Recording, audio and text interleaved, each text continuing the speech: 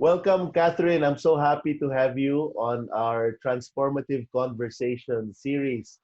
It's such a great pleasure to have you here, and I'm very excited for all of our viewers, listeners, our friends who are watching this series.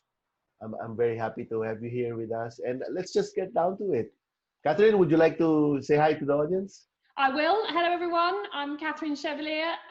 It's lovely to talk to Paul today. We have communicated like this over the miles for many years now. So it's great to see you. And thanks for making the time to fit me in your program. Wow, the pleasure is ours, and we're very happy to have you here. Catherine, I wanted to begin by asking, we're having all sorts of conversations, and who are you finding yourself to be this last few weeks now as you're having all of these conversations? I suppose I'm wearing quite a few different hats at the moment, to be fair. I'm a professional coach. I work with individuals who lead business organizations. I suppose I would call myself a consultant and coach partner. I work with a professional sports team currently, coaching some of their leaders. I'm a school governor, which here in the UK is a voluntary role. So I work with people in education, supporting them as leaders to be the best leaders they can be, how they work well with their team. And I have quite a specialism in strategy and change management. I think in this current COVID climate, just helping people get their heads around this new environment we find ourselves in, which is different for many, so different for all of us, but their experience along the path, how they found it. For us now, we've got a new regime, I suppose, we're having to follow, which some people seem to find quite easy, and for others it's quite difficult. Right. And then within that hat, if I just throw in then the fact that I'm a mother to older teenagers, young adults, Yes. that's not without its challenges. And, wife, sister, friend, I've lived in this community for 20 years, so 20 plus years. So how, again, am I sort of supporting all the people within my network? What I'm observing is people are becoming very aware that there's such a power to this thing called the conversation. Yeah. Because we don't have the same freedoms of just meeting with a big group whenever we want to. I think the value of the conversation itself has never been greater, and the importance of making time to actually have those conversations with people and to be aware of perhaps when they need to be deeper than the standard, hi, how are you? Yes, I'm fine. We've all had those conversations, haven't we? Which don't really go anywhere. I worked for my best manager ever that I worked for. And he had this great expression. He said, when you asked what he had on that morning, he said, I'm going to see so-and-so. I'm off to give them a good listening to. Right. And he was a really active listener. Right. Well, for somebody like him, who appearing at the edge of somebody's desk and having a conversation and really demonstrating how much they were listening, you can't do that at the moment. It's really hard to do that. So how do we help people use technologies such as this to really get across the fact that you're listening? But sometimes this can feel very intense. Gosh, I'm here in front of you on the camera. So how do we have that casual conversation that then leads into a real demonstration that we're listening hard and that we're really supporting somebody to get to where they need to get to? Yes. And I think those people who get their energy from other people, I love working in a team. I think that was one of the things I found the hardest when I started working for myself, not having that regular team around me. So working in isolation, physical isolation, can be really difficult when you're used to those informal opportunities, or to look up from your screen, to join in a joke, to remember that it was somebody's child's birthday and they'd struggled to get a particular birthday present, and just ask them, oh, what did they think of what you got them? it's a bit harder currently to have those sorts of conversations and to demonstrate that you really want to be engaged with people. I think that's where we really as coaches have to embody and demonstrate how to really avoiding, or rather that all conversations don't just turn into a meeting and they're very transactional. Right. And Because perhaps sometimes the technology can lead us towards that. yeah, because we're finding that we're having multiple roles. What's really important? I suppose if I think about being really present in your community, having your antennae raised to pick up on areas where perhaps there are challenges or people need a bit more support. So for friends, you know, if you spot that somebody is having a challenge, actually just being that little bit more aware and that little bit more proactive, and showing that empathy and support. But a dear friend of mine did once say to me, and it brought me up short, but she was absolutely right. She said, you know, sometimes, Catherine, when I have a conversation with you, it feels like you're looking for a progress report. You know, I just want to have a chat. So I think on the other side of it, we do have to remember that, you know, for some people, we're friends first and foremost.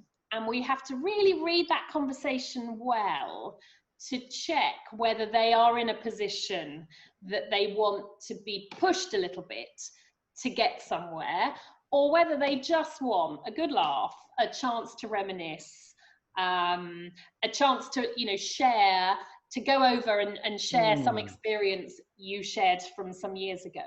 And perhaps, again, locally, for people who are trying to come to terms with the new ways of doing things, again, it's very easy as a coach who, if you're helping somebody to be, you know, results driven, I have to get to this is my list of objectives, pausing and making sure we spend enough time allowing somebody to reflect on what they've done really well. Yes. Allowing people to reflect that actually just standing still in this new environment can be quite an achievement with everything you're being asked to do. So let's not move so swiftly through, right, brilliant, well done, you've achieved that list. Now, what's the next objective? How are you going to do that? Right. Actually, let's pause and really reflect. You've had to use a whole load of new skills and you've picked them up and you've done it really effectively. And as a consequence, the team of people you lead or the group that you work within, they're really benefiting from what you're bringing to your workplace. You know, you are really doing such a lot in the conversations you're having as well. Make sure we have that pause and we do celebrate how well people are dealing with this current situation. Right. Thank you for that, Catherine. That's actually guilty as charged, because just this weekend, I realized that I was having a nice reconnection. I realized that when we were supporting each other about his new project, I realized that at some point I forgot that I'm a high school buddy. Yeah. You know, and I don't have to go through goals, results. I think great reminder for all of us here listening as we reflect with what Catherine's saying, especially for you know, our listeners, our viewers who are trying to navigate that gray world of work and home and their social and personal life all now blended into each other. It's nice to pause, try to really understand what role do we play, the value of the time that we spend with each other. Yeah. You can still find ways to have some of those conversations and have that fun that it might feel like at the moment you can't do any of that. You perhaps just have to look a bit harder and try a bit harder to find ways of doing it. You mentioned, Catherine, children. Yes. And I think this is a subject that we both love to talk about. We do. Can parents be coaches? Can it work? What's working and what's not working for Yeah, you? I think as parents, we can be coaches, and actually, is not that really our job? Are we not supporting our young people to get them to the point that they can step out into this big wide world on their own, knowing that the safety net of their parents is behind them? So, on a very practical level, you wouldn't send your child outside to walk to school on their own until you'd shown them how to cross the road safely. So there are some very Right. practical things, of course, we can coach them in. But I think in our choice of language, sometimes we have to be careful. So in my own experience, saying to a teenager, so what outcomes are you looking for, does not work. So I think sometimes, and I'm really guilty of this, Right. I can hear a little snippet of, I want to do something, or I want to change something, Mm. and my coach antennae go up, and I'm thinking, yes, great, excellent, Mm. but this children are not clients. Mm. So I think for our young people, it is listening, really listening hard, and not diving in with what we think is going to work. So I suppose I can be really guilty of, Mm. okay, let's make a plan. Love a plan, love a list. Mm. It's not my list. It's not my homework. It's not my university application. I'm thinking of all the various things. It's theirs. So actually, I I love think that. as I love that. parents, it's about really good listening, really demonstrating your listening. And then it's about helpful, open-ended questions that kind of give you a little nudge, Right. not a prod, not a cattle prod, not a, right, I'm going to put you in this direction and then I'm going to ask you a question. But because it's so narrow, there's no alternative. Right. And asking questions for which we don't know the answers. Right. As a parent, oh, do I want to find something out I didn't want to hear? No, probably not. However, far better that our children have the confidence and feel safe enough that they can tell us whatever, Mm. and we are able to listen. I think it's a really hard question to ask young people, where do you want to be? Most adults I coach can struggle with that question. So for Mm. young people, it's really hard. So yeah, listen, and be available to listen. Actually, I think that's one of the other things. When you coach adults, people know when you're turning up to do some work with them, or you have an Yeah. agreed time you're going to make a telephone call. Correct. Whereas when you're a parent, you wear so many different hats, So being available and being able to be open to the conversations when they might want to talk about something, and it's hard because we've got Mm. lots of our time, we're working, we're doing a number of things, but Mm. I think if anything, I would say the best chance as a parent is having that opportunity to be available and to listen, but to also acknowledge, again, it's not like a standard coaching session where you get to the end and we know as coaches we'll have an eye on the clock thinking, right, okay, how are we going to wrap this up? What is that person going to be looking to do before the next session? Mm. Has everything been covered? Mm. Sometimes with our young people, it's a few little comments they might want to make, and you just sow a seed and then you move on. And Right. I can't find this. I need this. What time are you going to be home? And you've moved on to wearing your hat as parent. Mm.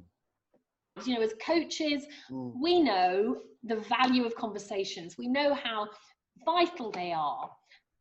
But do we also always demonstrate that? Do we practice what we preach to Yeah. spend time just to slow things down a bit, to listen? And yeah, I think that these few months have really taught me that. Right. I think our teacher said it well, right? Embodiment. And Yeah. I guess in terms of these roles that we play, you started with very critical things. What's most important? Pausing, noticing, Yeah. uh, putting the person before the task. As we take on these roles and turn up for each other, any last tips to our friends there? I would say when you're turning up, be aware what role is it the other person is looking for you to turn up in. Right. So think about the hat you're wearing and don't choose your hat until you can see the one they've chosen. Right. So, if you're meeting up with a friend who the last time you met up was sharing something that was quite challenging for them, Right. don't just assume this time they want to start where you left off last time. Because this time they might actually want a real reminisce and a smile. The conversation may go in a slightly different way, but take your lead from others, I suppose. As coaches, we also really need to remember to look after ourselves as well.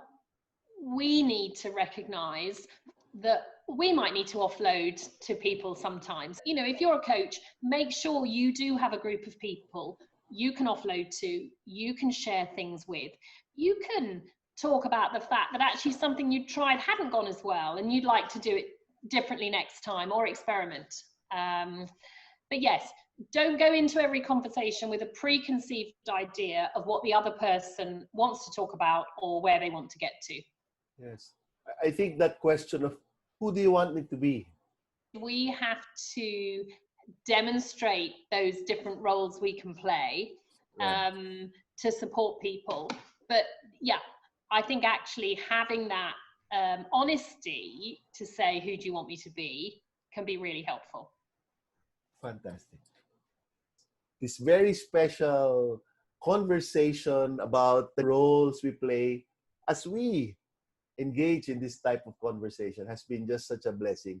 Thank you very much, Catherine Chevallier from England. And Lovely to see you, Paul. it was such a treat to work with you tonight. Thank you so You much. take care. Okay. All right. Bye-bye. Bye. Everybody, that was Catherine Chevallier. Her information and details are right here on the screen. Please go ahead and reach her. She's a professional coach working out of London, and she's a CIQ certified coach as well. Very good friend of mine. It was a great pleasure to have all of you here in our transformative conversation.